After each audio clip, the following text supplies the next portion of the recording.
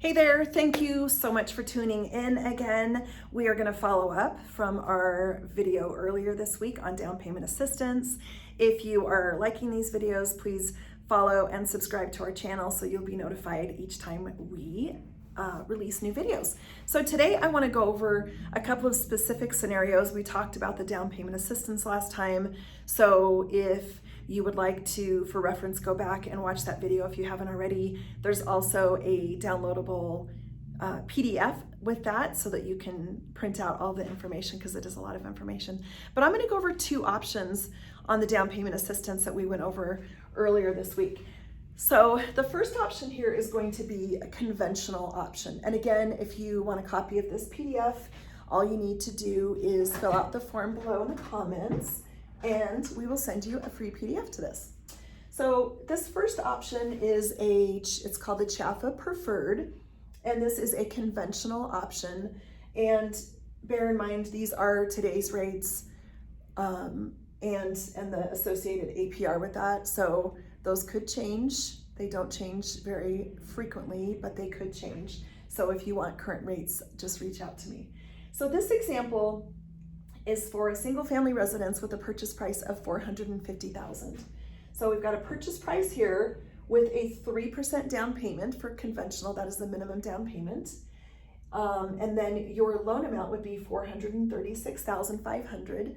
And the down payment assistance is going to be based on that loan amount. So it's going to be, this particular scenario is for the CHFA Silent Second. So there's also one for a grant, which we can show you in the next video. But the down payment assistance amount would be $17,460. So as you can see, the down payment amount exceeds what the down payment assistance exceeds what the actual down payment is. So the difference is what's going to help go towards your closing costs.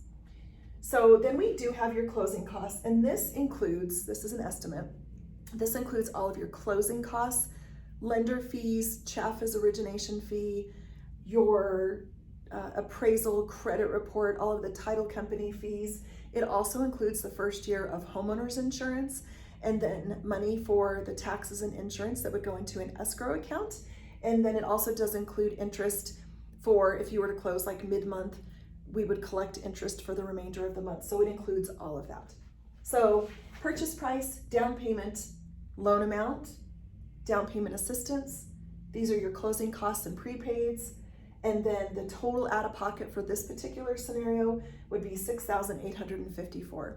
And if you've put in an offer on a property, you will have earnest money, and whatever your earnest money will come off of this. So if you put down $5,000 in earnest money, you would only have to come to closing with about $1,600. Here is the payment breakdown.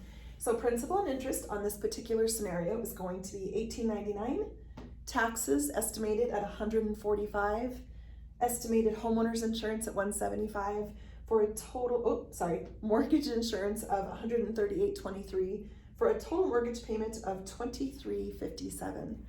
And if you remember one of our previous videos talking about the equity that you gain by purchasing a home each year versus paying rent each month and what you would pay over the end of 5 years, you might, if this is sticker shock to you, and obviously this is based on a purchase price of $450. So if this payment's higher than you would be interested in paying, we can always look at different purchase price options.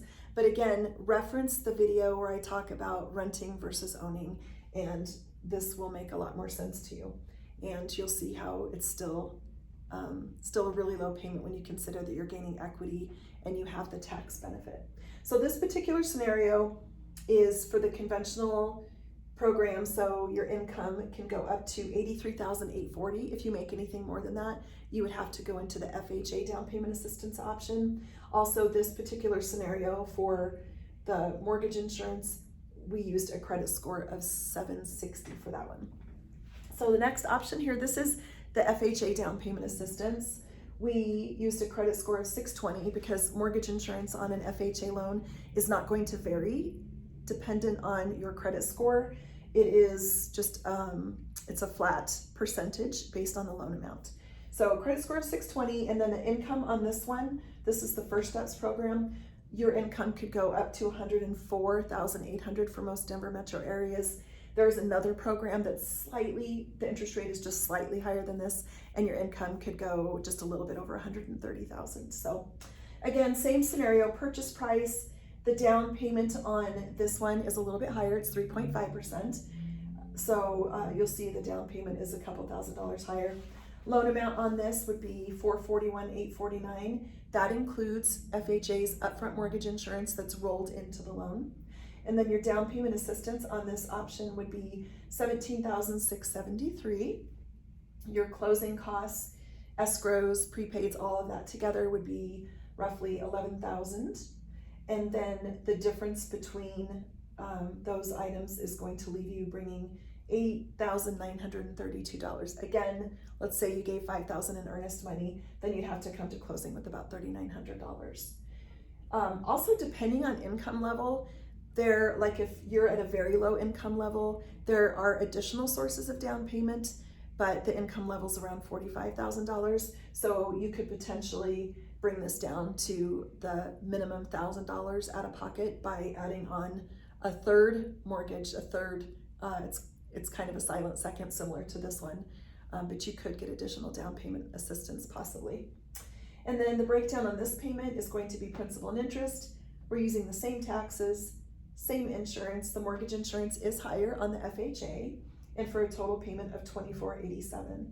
So just something to note on this, I've had several clients in the last, let's just say 2 years, a handful of clients that got into a home using this CHFA down payment assistance, and then within a year or two, they had gained enough equity, because in Colorado, the property values are going up so quickly. They had enough equity that they could then refinance this FHA, roll in that down payment assistance second, which is at 0% interest, but roll that in, go into a regular standard conventional loan. In some cases, get rid of the mortgage insurance entirely. And then in other cases, they were able to greatly reduce the mortgage insurance, like I would say by like a third. So this is just a great tool to help you get into the home.